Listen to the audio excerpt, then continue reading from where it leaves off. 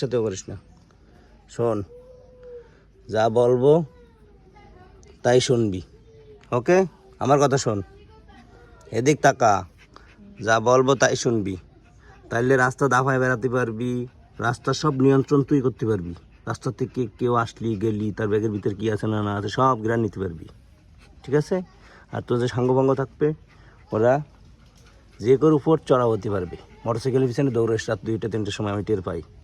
ধাবরায় ওই নূর মসজিদ মন নিয়ে যাস, করতে পারবি। আমার প্ল্যানিং মতো চললি।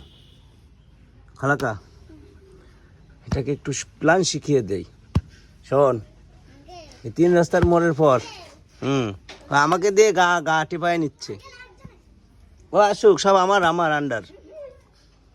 আমাকে দিয়ে গা টিপায় নিচ্ছে লাট সাহেব, এই দেখুন।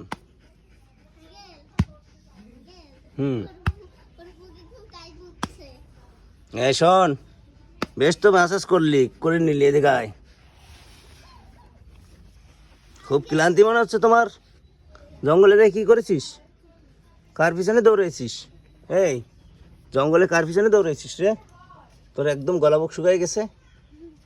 দেখ, ওর কোনো নেই। একটা মাছের সাথে কি করতেছিস? বুকের ফাটায় জোর আছে রে।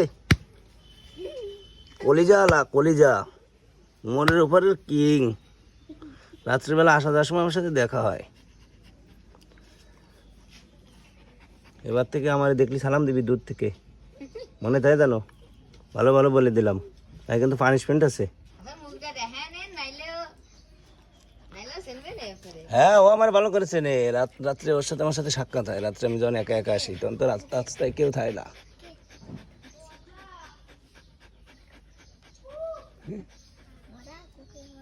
মরা? ও বাবা, এর তো গর্জন দেখেননি আপনি। ওদিকে ফের, আমি দেখাচ্ছি। একদম গরু, এই যে দেখেছেন, জীবিত, মিলিত নয়।